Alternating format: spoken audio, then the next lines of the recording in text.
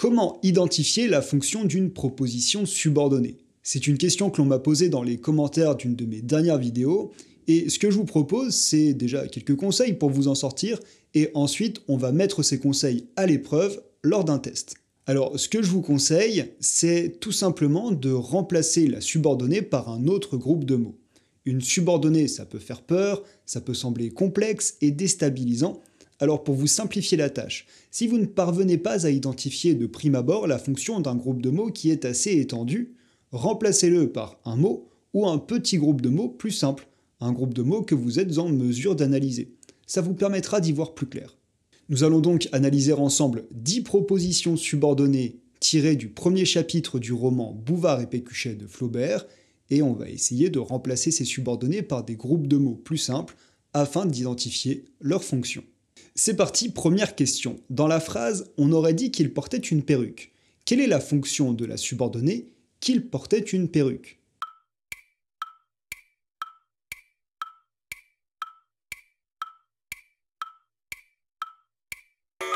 Ici, on aurait pu remplacer la subordonnée par une perruque. On aurait dit une perruque. Vous voyez que le groupe complète le verbe dire, c'est même son COD. Ici, cette subordonnée qui est une conjonctive complétive, c'est sa nature, occupe la fonction de complément d'objet direct du verbe dire. Deuxième question. Le repas fini, ils allèrent prendre le café dans un autre établissement. Quelle est la fonction de la subordonnée participiale le repas fini?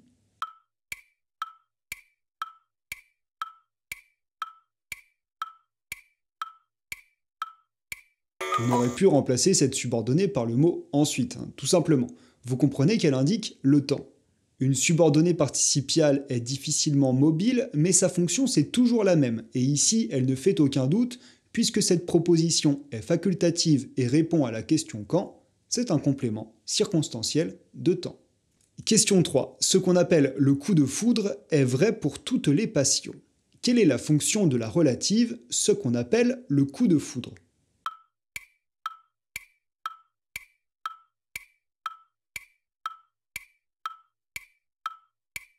Dans cet exemple, on pouvait remplacer la subordonnée par le groupe nominal le coup de foudre. Le coup de foudre est vrai pour toutes les passions. Et il s'agit du sujet du verbe être, tout simplement. Petite parenthèse, on est là face à ce qu'on appelle une subordonnée relative substantive. Une subordonnée relative qui n'occupe pas la place d'un adjectif comme elle le fait en général, mais qui joue le rôle d'un groupe nominal, dans le cas présent, en tant que sujet du verbe. Question 4. Quelle est la fonction de la subordonnée dans la phrase? C'est mon parrain, répliqua Bouvard négligemment, ajoutant qu'il s'appelait de ses noms de baptême François-Denis Bartholomé.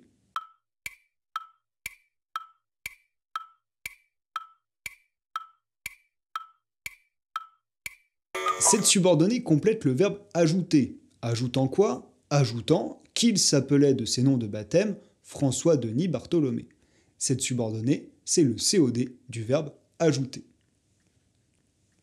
Avant d'aller plus loin, j'ouvre une nouvelle parenthèse, très courte celle-ci, pour vous dire que les membres de la chaîne ont eu accès à cette vidéo en avant-première. Depuis quelques temps, je passe par l'onglet Rejoindre de YouTube pour récompenser les personnes qui me soutiennent financièrement. Et je leur propose notamment en contrepartie les vidéos avec quelques jours d'avance. Je tenais à vraiment vous remercier pour ça, c'est la première fois que je le mets en place, et c'est très gratifiant de voir que non seulement de plus en plus de personnes s'abonnent, mais aussi que certains d'entre vous sont prêts à devenir membres en faisant un don de quelques euros pour soutenir la chaîne. Merci à vous, fin de la parenthèse. Question 5. Quand ils furent arrivés au milieu du boulevard, ils s'assirent à la même minute sur le même banc. Quelle est la fonction de la subordonnée quand ils furent arrivés au milieu du boulevard?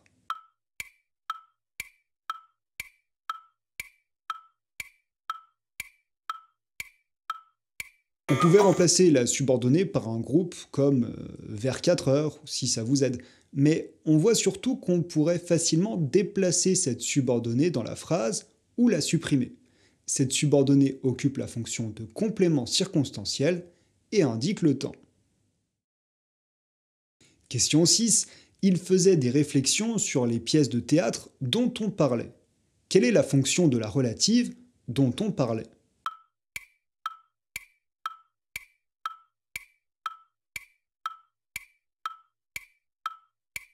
Il est facile de remplacer ce groupe par l'adjectif célèbre, les pièces de théâtre célèbres.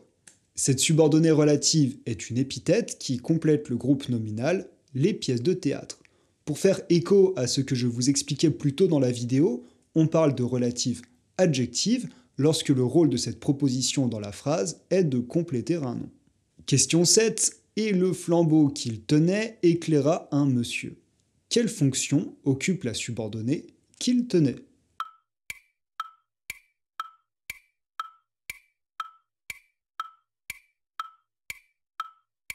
À nouveau, cette subordonnée est une relative qui complète un nom. Ici, c'est encore une fois la fonction la plus classique de la relative adjective. Elle est épithète du nom flambeau. Allez, une dernière question assez simple et on terminera par deux subordonnées un petit peu plus complexes. Quand on demandait leur passeport, ils faisaient mine de l'avoir perdu. Identifiez la fonction de la subordonnée quand on demandait leur passeport.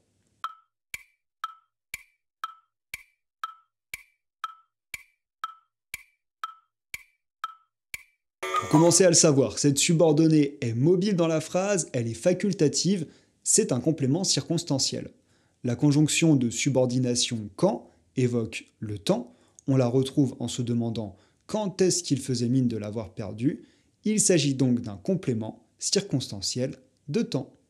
On passe à la question 9, cette phrase pourra vous sembler un peu plus compliquée à analyser car dans cet exemple, je n'ai pas réussi à remplacer la subordonnée par un simple groupe nominal sans trahir son sens. Alors voyons si ça vous pose problème aussi, identifiez la fonction de la subordonnée comme il faisait une chaleur de 33 degrés dans la phrase, comme il faisait une chaleur de 33 degrés, le boulevard Bourdon se trouvait absolument désert.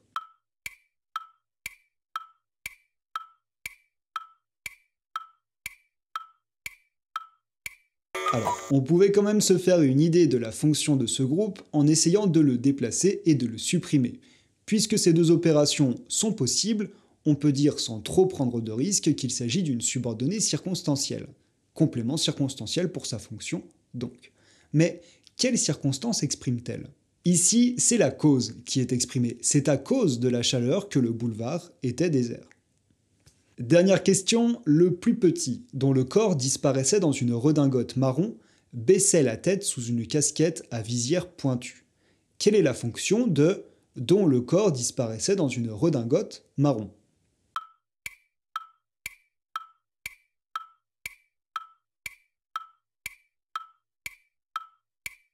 Vous voyez que cette subordonnée relative se rapporte au groupe nominal le plus petit, qu'elle complète. Cependant, ce serait aller trop vite que de conclure qu'il s'agit d'une épithète. En effet, cette subordonnée relative complète le nom sans pour autant réduire son extension, il s'agit de ce qu'on appelle une apposition. Et si vous n'avez rien compris à ce que je viens de dire, je vous rassure, c'est une distinction assez pointue. Vous trouverez une explication très détaillée dans la vidéo suggérée par le générique à la fin de ce test. En tout cas, c'est fait, vous venez de traverser le test. J'espère que vous êtes parvenu à un résultat honorable. N'hésitez pas à m'indiquer votre score dans les commentaires et à me dire ce qui vous a posé problème, ça m'inspirera peut-être un prochain épisode. En attendant, je vous remercie d'avoir suivi cette vidéo et je vous souhaite une bonne journée.